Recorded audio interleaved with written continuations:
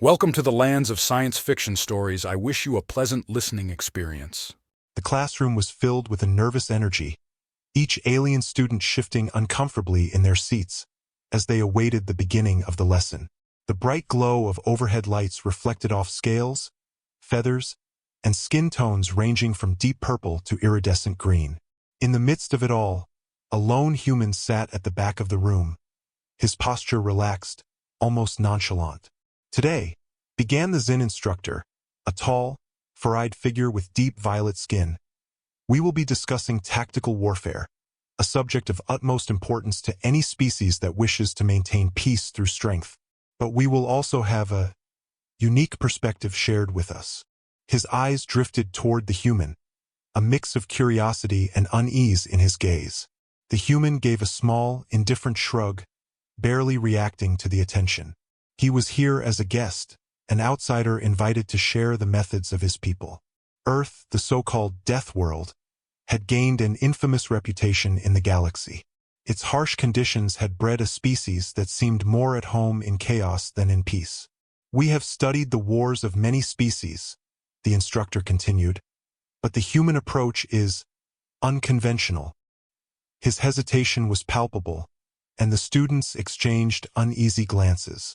One of them, a sleek, silver-scaled Addis, raised his hand. Instructor, I've heard stories about the humans' preemptive strike during the Galgan siege. Is it true that they bombed an entire outpost without any formal declaration of war? All eyes turned to the human. The man tilted his head, his gaze lazily scanning the room. Yeah, he said, his voice casual. We had the high ground, right? Couldn't just sit around waiting for them to drop a moon on us. A collective gasp rippled through the room.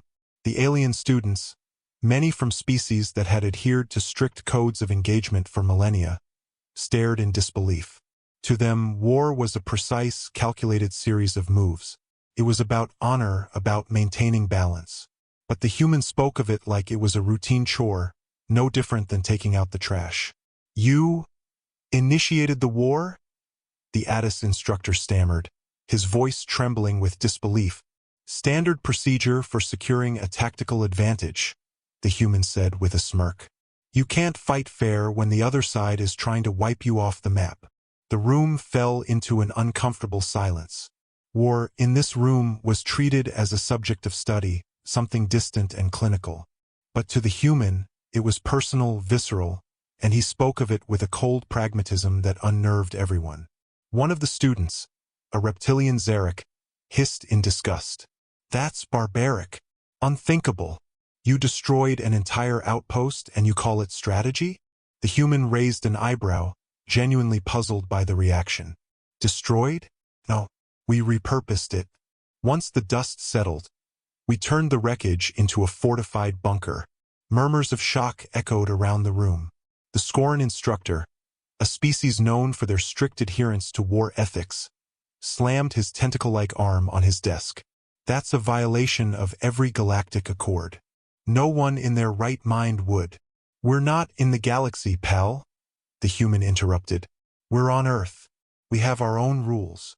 A long pause followed, the alien students staring at him as if he were a dangerous animal they weren't quite sure how to handle. The human, for his part, leaned back in his chair, arms crossed over his chest.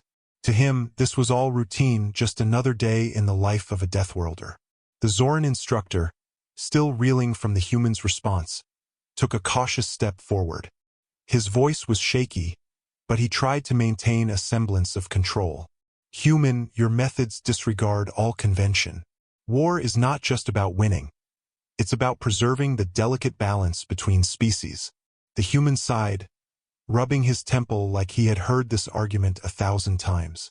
Look, where we come from, survival isn't optional. If you wait around trying to be balanced, you end up dead.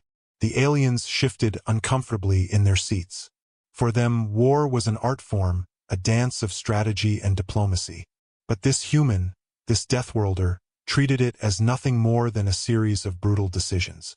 Survival at any cost? The Zoran repeated, his eyes narrowing. That's monstrous. No, the human replied, his tone hardening. It's necessary. You think the enemy cares about your balance? They don't. All they care about is who's left standing when the dust settles. The alien students, trained to view war through the lens of honor and ethics, recoiled at the stark contrast in philosophies. The idea of total war, of fighting without rules or limitations, was as foreign to them as the concept of diplomacy was to the human. One of the students, a timid Lanak with green skin and wide, fearful eyes, raised a trembling hand. But doesn't that make you just like them? Your enemies. I mean, the human's gaze softened, his expression unreadable. The difference is we're still here. They're not. The room fell into a heavy silence. The aliens, usually so confident in their teachings, were now grappling with a new reality, one that challenged everything they had been taught about warfare. The ATIS instructor, who had been silent for most of the exchange, finally spoke up. His voice was like gravel grinding under pressure. Human, you speak of survival as if it justifies anything. Do you not fear becoming the very monster you fight? The human leaned forward, his eyes locking onto the ATIS. We do what it takes to survive. You call it monstrous. I call it reality. The ATIS held his gaze for a moment, his expression unreadable. And the lives lost in the process? The innocent casualties? Less than if we had played by your rules. The human shot back, his voice steady. You can talk about honor all you want, but when you're fighting for survival, you don't have the luxury of worrying about casualties. You worry about who's left standing. The room erupted into low murmurs, the alien students visibly disturbed by the human's cold logic. For them, war was supposed to be fought with restraint, with honor. But this human was laying bare the brutal truth. In the end, war was about survival, nothing more, nothing less. The room was heavy with the weight of the human's words. Every alien eye was on him. The once confident students now sitting in stunned silence, their minds grappling with a reality they had never fully understood. War wasn't just some academic exercise, some ritual filled with rules to protect order. War, as this human made so painfully clear, was survival in its rawest form. One of the instructors, the ATIS with silver scales, spoke up again, his tone less combative now, almost reflective. You've shared a perspective that none of us wanted to hear, he admitted, his voice low and gravelly. Perhaps we've been too insulated, too naive in our teachings. But tell me, human, after all this fighting, all this survival, what's left of you? The human's face softened, his hard-edged demeanor relaxing slightly. For a moment he looked almost tired. What's left? He repeated, his voice quieter now. What's left is a world that still exists, a species that still breathes. Sure, it changes you. You don't walk through fire and come out the same on the other side. But we're still here, and that's what matters. The ATIS nodded, a slow, contemplative gesture. But at what cost? The human's lips twisted into a faint smile, one filled with a mixture of weariness and acceptance. Everything has a cost, he said. The question isn't whether you're willing to pay it. The question is whether you can afford not to. The room fell into another deep silence, but this time it was different. The tension had shifted. No longer were the alien students and instructors looking at the human with shock and horror. Now, they seemed to be reevaluating their own understanding of the universe, their own philosophies about war and survival. The Zen instructor, the first to have questioned the human, took a hesitant step forward. His 4 eyes blinked in unison as he considered his next words carefully. I suppose there is wisdom in your approach, however unsettling it may be to us. But I fear it's a path that could lead to losing something more than just lives. You could lose yourselves. The human shrugged, a faint, sad chuckle escaping his lips. Maybe, but what good is holding on to yourself if you're not around to see tomorrow? The Zen instructor opened his mouth to respond but stopped. There was nothing more to say, no counter-argument that could dismantle the cold logic the human presented. They all knew it now. The galaxy wasn't a place that rewarded idealism. Survival, as the human had made painfully clear, demanded sacrifices far greater than any of them had imagined. A soft beeping sound echoed through the room, signaling the end of the lesson. The alien students, still deep in thought, slowly began to gather their things, whispering among themselves in low, uncertain tones. For many of them, the day had marked the beginning of a new understanding, a realization that the galaxy was not as orderly or as merciful as they had once believed. The human stood, stretching his arms before slinging his pack over his shoulder. He walked toward the door, but before he could leave, the Lnac student, the one who had asked if becoming like the enemy was inevitable, spoke up again. "Wait," the Lnac called out, his voice trembling but determined. "One more thing." The human stopped, turning back to face him. "Yeah.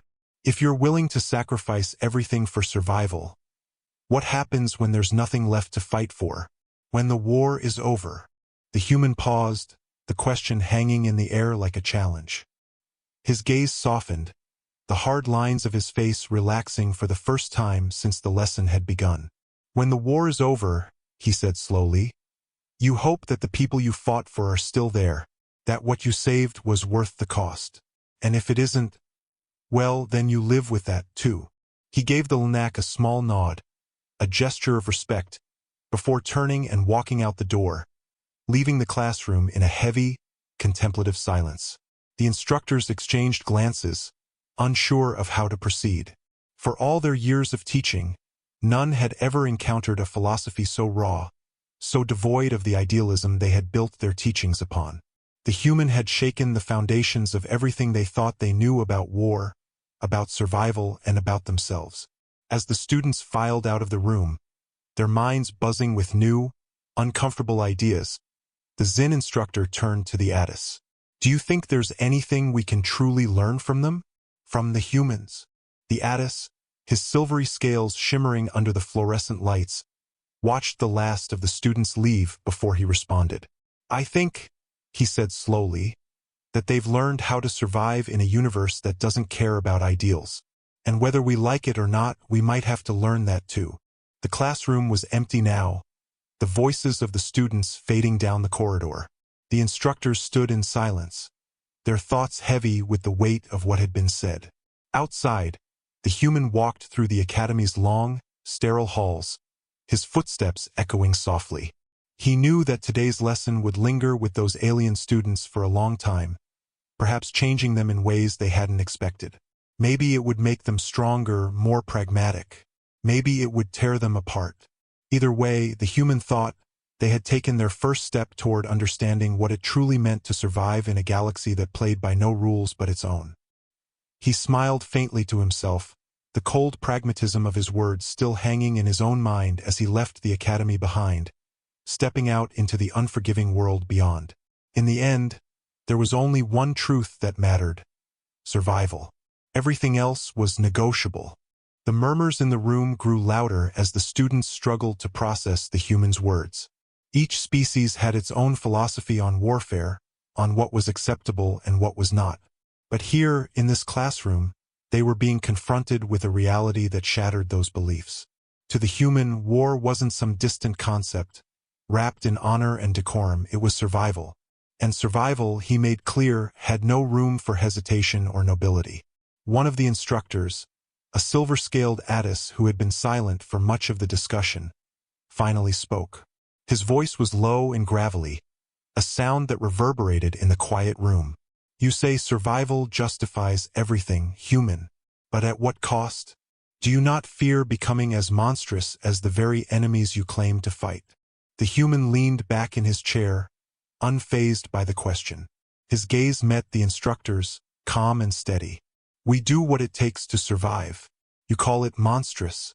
I call it reality." The Addis' silver eyes narrowed. "And what about the innocent lives lost in your wars?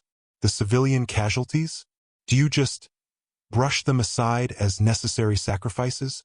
The human's expression remained unchanged, though a flicker of annoyance passed through his eyes. "Less than if we'd played by your rules," he said coldly. "You talk about balance and ethics, but the reality is, when you're fighting to survive, you don't have the luxury of worrying about every single life. You worry about who's left standing when it's over." The tension in the room reached a breaking point as the alien students muttered among themselves. Some, visibly disturbed, recoiled at the human's pragmatic approach. Others, still grappling with their own discomfort, sat in silence, processing the harsh truths that had been laid bare. One of the students, a Zarek with bristling scales, slammed his hand down on the table, rattling the glass screen in front of him. "That's barbaric," he snarled, his voice low and dangerous. "You treat lives like they're nothing. You destroy entire outposts, and for what? To gain some tactical advantage." The human raised an eyebrow, clearly unimpressed by the outburst. "Destroyed? No. We repurposed it," he said with a slight smirk. "Once the dust settled, we turned the wreckage into a fortified bunker." A wave of disbelief rippled through the room, the students exchanging horrified glances. For them, war was supposed to be something calculated, something restrained. But this was ruthless efficiency at its core. There was no room for error, no margin for hesitation. "That's a violation of the Galgon Accords," another student shouted, her thin, membranous wings trembling with barely contained outrage. "You've broken every rule of engagement we've ever been taught." The human shrugged, completely unconcerned. "We're not in your galaxy," he replied. "On Earth, we have our own rules. Rules designed to keep us alive. If that means breaking your precious accords, so be it." The silence that followed was thick with unease. For the aliens, war was something distant, fought on the fringes of space, with strict protocols and rules designed to keep conflict contained. But here was a human, someone from a world known for its brutality, talking about war like it was just another day at the office. "You call it survival?" the Zen instructor said slowly, his voice filled with disbelief. "But at what point does survival become something more? How far are you willing to go? Would you annihilate an entire species, just to ensure your own survival?" The human's eyes narrowed, his casual demeanor slipping for just a moment. "If it comes down to that, yes. Better them than us." The room erupted into chaos, students shouting over one another in shock and outrage. The idea of wiping out an entire species went against everything they had ever learned, every principle they had been taught about warfare and diplomacy. "That's madness," a feathered Vari exclaimed, his wings flaring in agitation. "You can't just destroy everything in your path. There has to be a limit. There has to be rules." The human's gaze swept across the room, taking in the horrified expressions of the students and instructors alike. "You think the enemy cares about your rules?" he asked, his voice sharp. "You think they care about honor or balance when they're coming to wipe you out? No. All they care about is winning, and you should care about the same." For a moment, there was only stunned silence. The humans' words were cutting through their carefully constructed ideals, laying bare the harsh reality of survival in the galaxy. Some of the students, those who had grown up on peaceful worlds where war was a distant memory, looked as though their entire understanding of the universe had been shattered. "You treat lives like they're expendable," the Skoran instructor said, his voice shaking with anger. "You're no better than the enemy you fight." The human leaned forward, his eyes hard. "War isn't about being better," he said coldly. "It's about who's left standing when it's over. If you're not willing to do whatever it takes, you'll lose. And then none of this, your honor, your balance, none of it will matter." One of the students, a young Lanak who had been silent until now, raised his hand hesitantly. His voice was barely more than a whisper when he spoke. "But doesn't that make you the same as them? If you abandon all your principles, if you're willing to do anything to win, aren't you just as bad as your enemies?" The human considered the question for a moment, his expression unreadable. Then finally he spoke. "The difference is we're still here. They're not." The weight of those words hung in the air, and for the first time, the students seemed to realize the full extent of what the human was saying. This wasn't just some theoretical discussion. For him, for his people, war was survival. It was a brutal, unforgiving reality that demanded hard choices. Choices that the aliens in this room had never had to make. The room fell into an uneasy silence once more, the alien students struggling to reconcile their teachings with the harsh truths the human had laid before them. Their wars had always been distant, fought on the edges of the galaxy, with rules and regulations that ensured a sense of order. But now, They were beginning to realize that war, in its purest form, was something far more terrifying than they had ever imagined. "You have to understand something about us," the human said quietly, his voice breaking the silence. "Where we come from, survival isn't just an option. It's a necessity. Every day, from the moment we evolved, we've been fighting, not just against other species, but against our own planet. Earth throws everything it has at us. It tries to freeze us, burn us, drown us, and we fight back."